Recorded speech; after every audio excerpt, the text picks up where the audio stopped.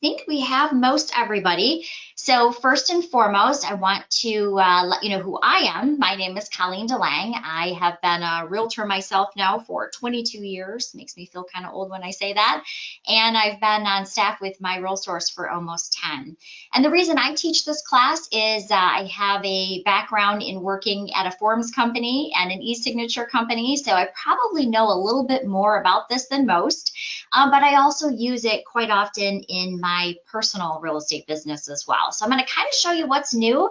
We're going to walk through a couple quick slides. I think I have like 5 slides just kind of showing the new features. And then I'm going to walk you through the live waited to set it up. I'm going to show you some of the new things that they added so that you can kind of test it out. And I'll show you some time-saving tips and techniques. So a lot of changes over with Authentisign as far as ownership. Obviously, they're made by Lone Wolf Technologies, who just purchased Cloud CMA, LionDesk, HomeSpotter, Property Base. They're basically picking up new software, and the whole idea is that they're now trying to bring all of these programs together so that everything is in one dashboard and everything eventually will be talking to each other, right from your forms to your CMAs, and so that is their goal. One of the things we've seen is they're actually moving the zip form e-signatures over to the Authentisign platform in order to make this happen a little smoother. So what's new in Authentisign 2.0? One, the interface has changed so that you now don't have to expand each individual section. If you remember the old Authentisign, you had to expand each section to go into it and basically add a new contact or add a new document. So what you're going to notice, the biggest improvement is that it's 60% faster now. Many times when I was using it as an agent, you'd see that spinning wheel and it would take a long time for things to load. You'll notice that that's really gone away. It's now 60% faster. And one of the features that I really like personally is that you can edit signing names in real time, meaning if I send documents out, previously if I realized, oh geez, I spelled the seller's name wrong, I had to stop, I had to go back, I had to cancel that envelope, copy it, then resend it out. Well, the good news is you can change those signing names while it's in process. So if I've sent it out and I realized, oh geez, I spelled Joe Schmagegi wrong, I can just go back in, change Joe Schmagegi, hit save, and now it's going to be correct when he opens it via email. So again, 60% faster. You can edit those signing names in real time.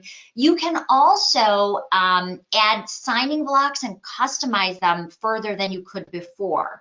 Meaning if you wanted the initial tags always to have the date, the initial, and the timestamp right next to it, you can actually set that up now. So the layouts have gotten a little bit better. You'll also notice that signers now can actually provide feedback. So before, and not only signers, but attorneys as well. So before, if you were sending it to a reviewer role, like an attorney, and they were not signing it, but maybe the attorney wanted to see it before it went on to his buyer for signature, they could accept or reject it, and then you had that great paper trail that the attorney looked at it on such and such date at such and such time.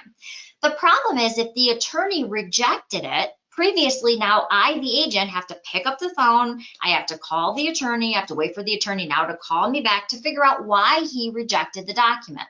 Now everyone can leave feedback when they reject a document, so the attorney could say wrong closing date, or I didn't like the way something was worded. They can leave that feedback right in the box so you can make that correction and then resend it out.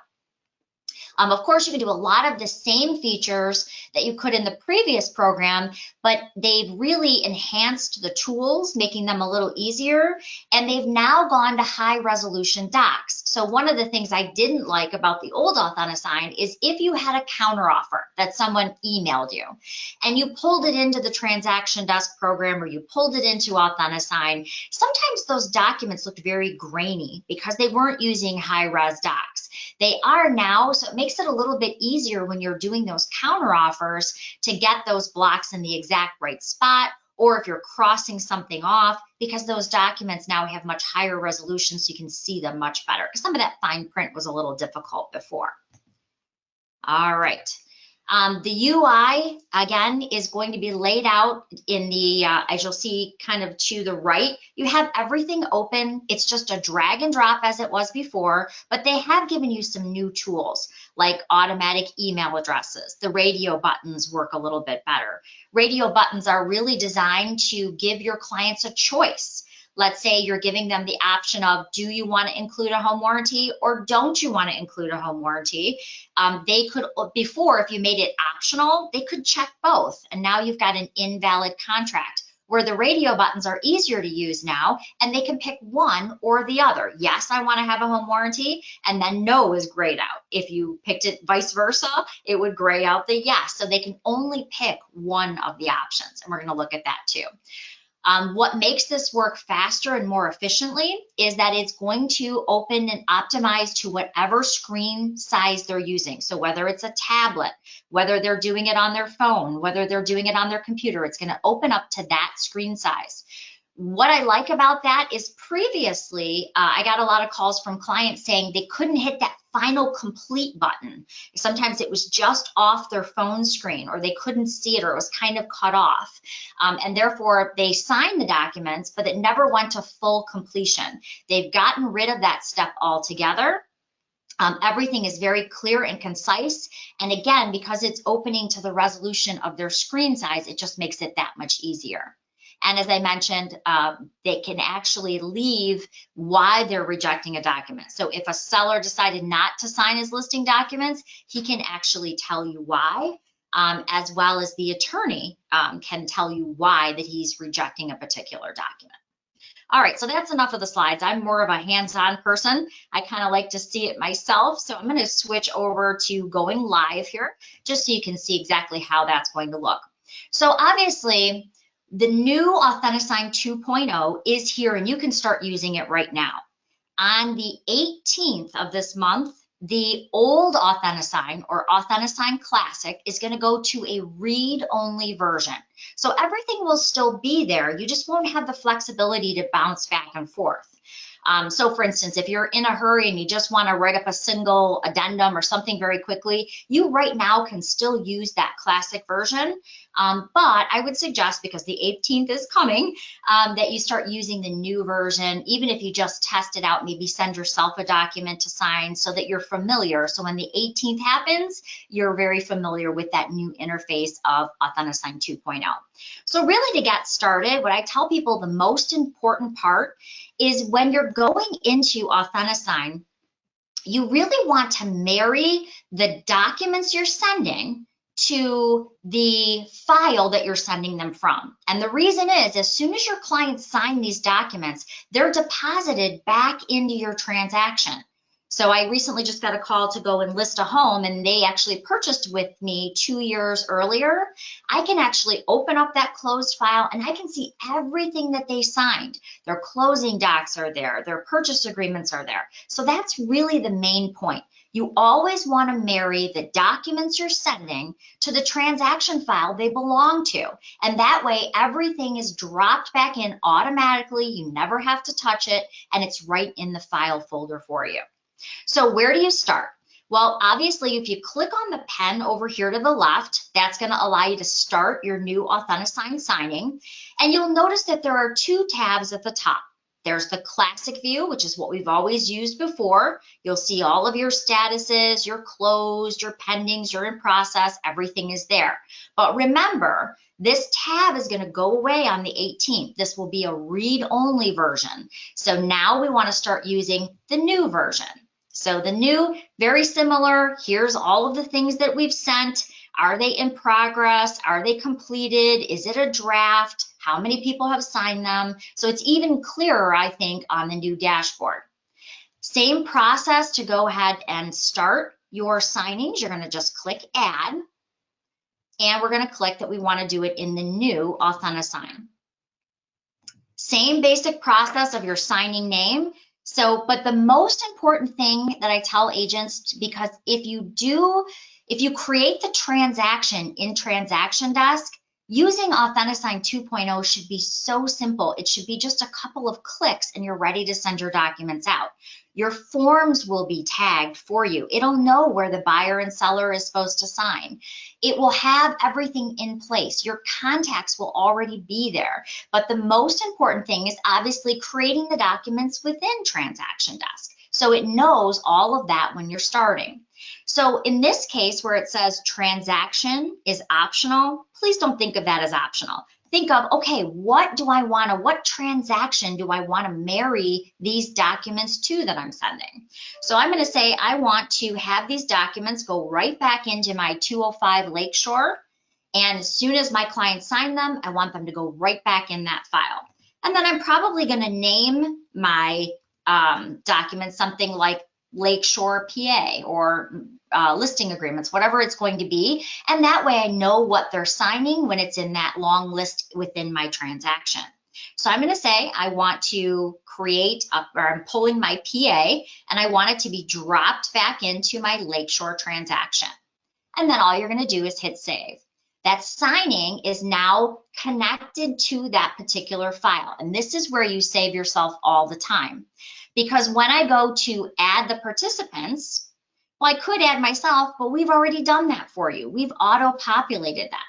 At MiRealSource, we even auto-populate all of the documents, such as the filled out seller's disclosure, the lead-based paint disclosure, or any other associated docs that are in Paragon. Those are automatically pulled into your transaction so they can be signed by your buyer as well.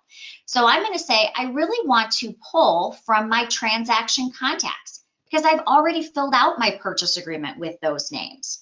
So here's Barry, my buyer. He's coming right from my PA that I've already filled out. And of course, we're at my brokerage, we witness our contracts, and so I'm going to be signing. But then I also have the choice to include that co-oping agent. So if I want Tom, who has this listed, if I want him to receive it automatically after I've signed it and the buyer signed it, I can use the CC role, which will automatically deliver the copy that's been signed directly to him. Now, if you are only working with your side of the transaction, let's say you're working with the buyers, their husband and wife, and you just want to send it out to them at the same time. Whoever gets it, signs it first, that's great. However, if you're sending it to the co-oping agent, well, you don't want to send it that way because what if the co-oping agent gets it before your clients have signed it, right? We want to put it in the logical order of real estate. And so that's what we're going to use this set signing order button for. This allows me to choose the order that I want it to go in. So again, if you're only working your side of the transaction, you don't even have to do this step. However, if you wanted to complete the full transaction or send it to the co-oping agent, then I would recommend using that signing order. There's also one more really advanced feature that they've added, and that's called the private participant role. That means, and not everybody does this, and quite honestly, it's not done very often because usually in real estate, there's a counter, right? You're giving an offer, they may want to either up the price or change the terms. However, if I call Tom, who has this property listed, and I say, Tom, we're writing full price, all terms, do you think your clients will sign it today? He can actually receive it in the private participant role, and he can plug in the names of his clients. And if he likes the offer and accepts it, it can actually go all the way around the transaction without him having to stop and bring it back into his transaction desk account. So there's some cool things that they've added. That's a little more advanced. We don't have too much time to go into that today. But remember, if you're just sending it to your side of the transaction, then it doesn't have to be in any particular order. But if you are including that co-oping agent, then you do want to make sure that you've got that signing order in place by simply toggling that on. Once I've selected how they're going to be signing, and basically there's 3 ways they can sign. Remote signer is what it's going to default to, and that means that they're getting it in their email, they're clicking to sign, or they're using their fingertip to create the signature. Or there's the reviewer role. The reviewer role is set up really for attorneys who aren't signing the documents, but they want to acknowledge and review them before their buyer signs them or before their seller signs them. So you can set that person up as a reviewer, and they have to accept or reject, and now you have a timestamp of when they actually looked at it.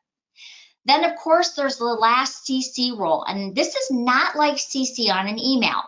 What this actually does is if you are working with a particular title company or a particular lender and you want it to automatically be delivered when everyone has signed it with your personal message, that's what the CC role is. So for me, I don't want my title company or my lender to get information unless we have a deal. So unless everyone has signed it, I don't want it to automatically go to them.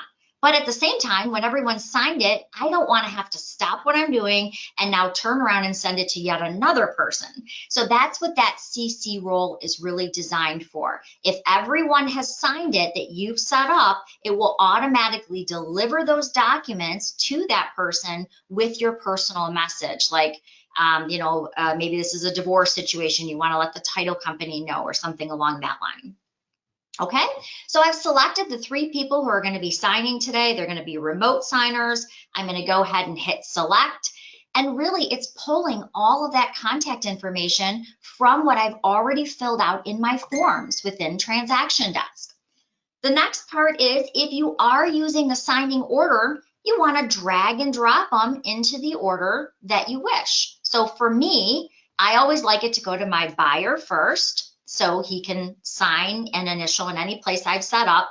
But then I kind of like to look at it one more time because every once in a while, I'll be in a hurry and I'll miss an initial or I'll miss a signature. So this gives me one more opportunity to review it and, of course, witness, which is what we do at my brokerage. And then it would go on to the co-oping agent. So I'm literally just setting the order right here. Of course, if you forgot to add anyone, you can hit add participants and add in someone else too. It's gotten even easier to add those documents because now it's already open right here for me. I'm going to add a document or a form. Here's what I love. Although I did this transaction with our one-click option right from the MLS, it automatically, as I mentioned, brought over Tom's offer worksheet, his seller's disclosure, as you can see right here, his referral form.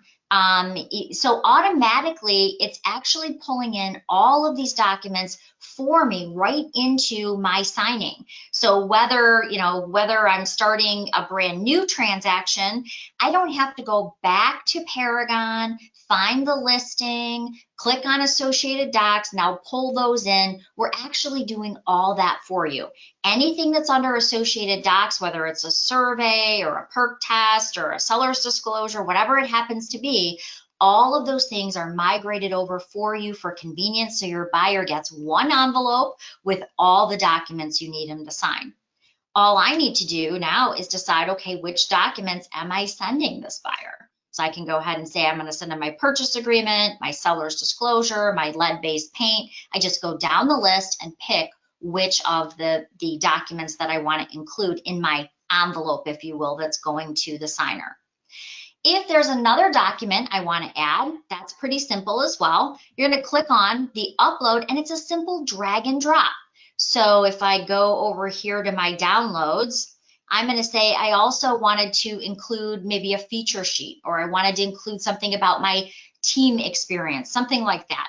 I can actually drag that right onto the drag and drop slip, and now that's also added directly into my transaction for signing. We're going to cover the layouts here too in just a second.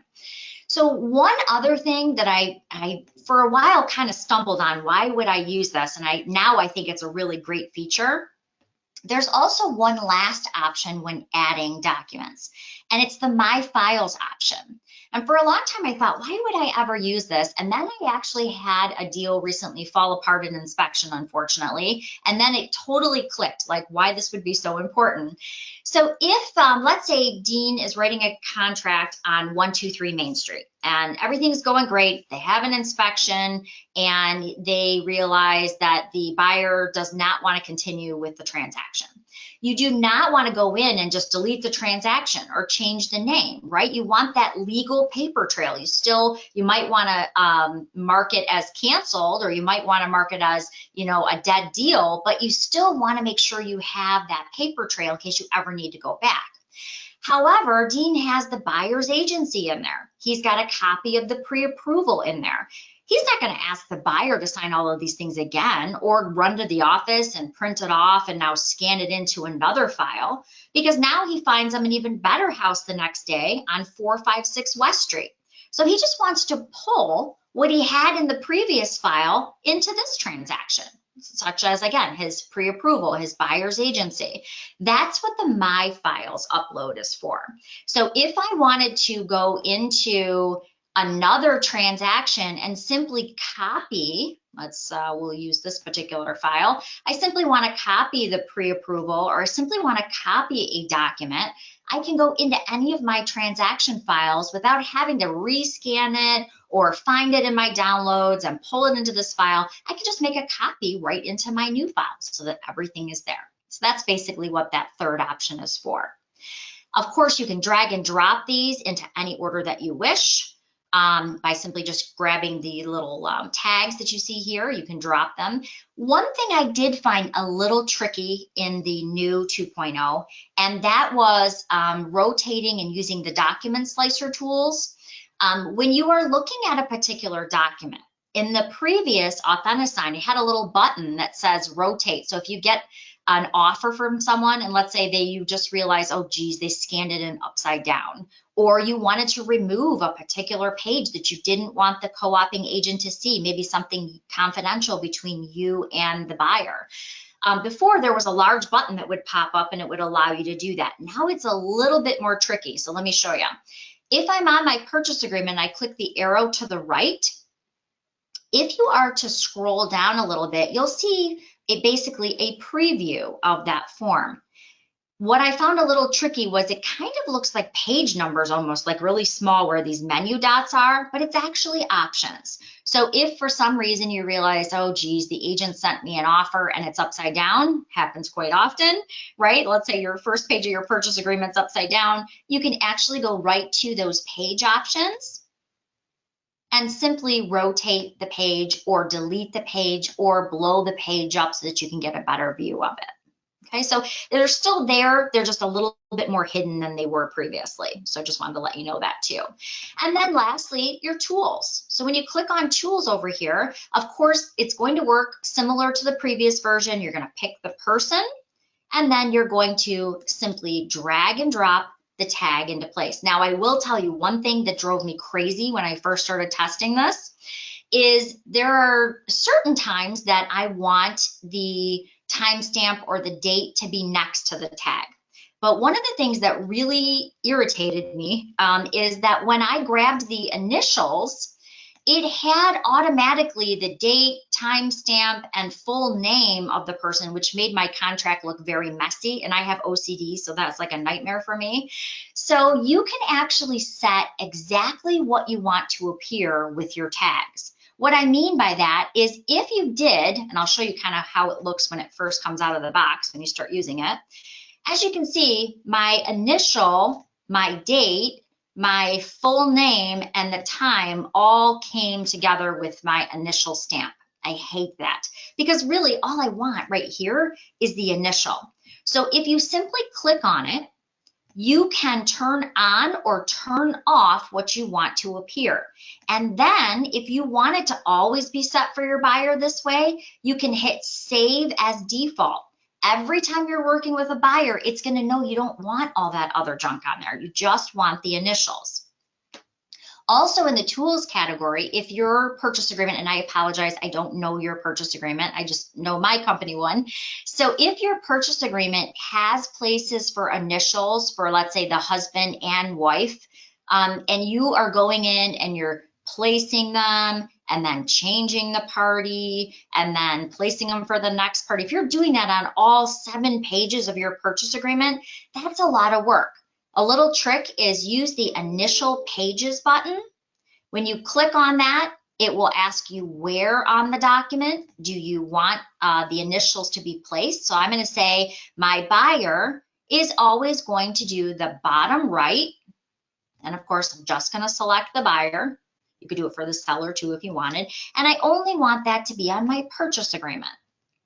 And then as I scroll down, I'm going to go ahead, and you could obviously, if your purchase agreement is like some that I've seen where only odd pages get initialed, you could even specify that. And then all you have to do is hit place initials, and it's going to move those initials onto every single page of my PA, so I don't have to keep doing that. It's a lot easier to just move them in the box than click and click and click. You're doing like 5 clicks to add it for the husband and wife onto your PA, which is a lot of work. Those radio buttons, as I mentioned, if you're giving clients an option, let's see, let's say, here's a good one for your home protection plan. Let's say you called them, you're not sure, does he want to include a home protection plan or not? You can use those radio buttons, which again, you're simply going to drag into place. It'll allow you to elect to yes or no, but they can't choose both. Where before, if you made it optional, they clicked on both. Now you had a mess of a contract. If you go down just below here, there's also still those great markup tools. So if you are trying to cross something out, maybe you're doing a counter offer, you can still use those text box, those strike throughs, those same options that you had before. But I will tell you, they're a lot easier to use now. They're not so finicky. Sometimes, especially with the freehand, I used to have a hard time. Sometimes I'd get it on there and it was kind of difficult to get off.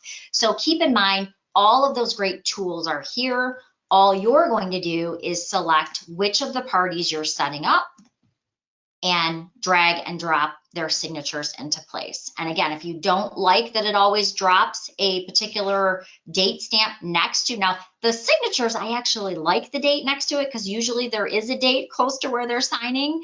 However, I hate it on the initials. So keep in mind, you can change it and you can save the layout for future. So when I'm asking Tom, my buyer here, to sign, there's usually a date field that's going to go along with that. So I can just drag and drop it, but not so much for initials. So I didn't really care for that. So same great tools. Lastly, once you have a place for all of your signers to sign, quickly just kind of throw a few more on here. You're going to go ahead and hit that next button. And it's going to allow you to do that custom invitation. So again, if you wanted to put something personal for each party or your CC, like a title company or a mortgage company, you can actually go in and leave a custom message for each party. If I scroll down, all 3 are listed. Of course, only that party will see the custom message that you leave for them. So it's not for everyone to see, it's just specifically for that particular party. And then lastly, you're just going to go ahead and hit send. And your invitation is off and running. Now your buyer will receive it. Again, it comes from you because, of course, your buyer has no idea who Transaction Desk is or Authentisign. So it comes from you with your contact information.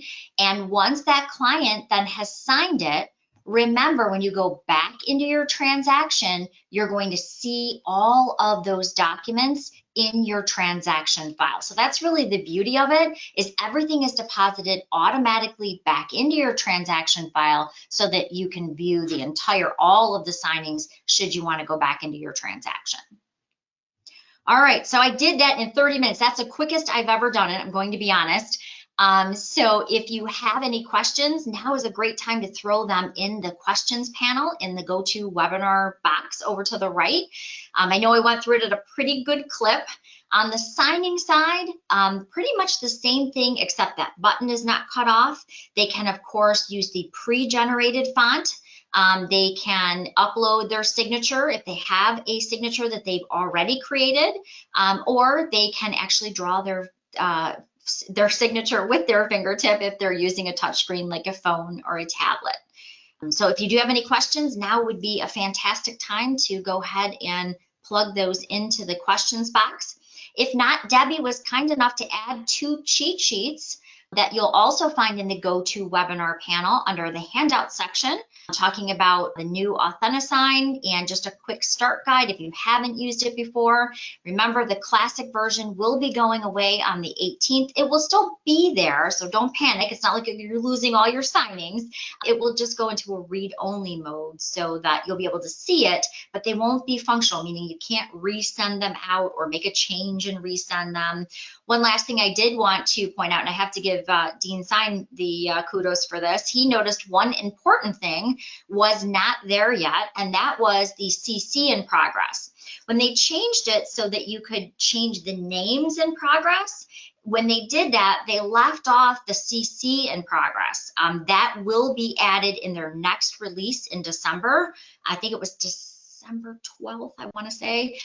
So that will be coming back. There was also a few things with the broker tagging. So if you had your documents all tagged for the agents of where everyone was supposed to sign, some of those did not carry over. But the good news is that that will be resolved at this release, which I think is the 17th. So again, it's kind of like a beta. It's out there. It's not perfect yet, but I think by the end of December, when that final release is there, everything they had in the previous should be there. And again, I think you'll find it 60% faster and even easier to use. All right, I don't see any questions. So hopefully that was pretty thorough for the 30 minutes. Thanks so much for your time, and hope you have a great day. Happy selling, everybody.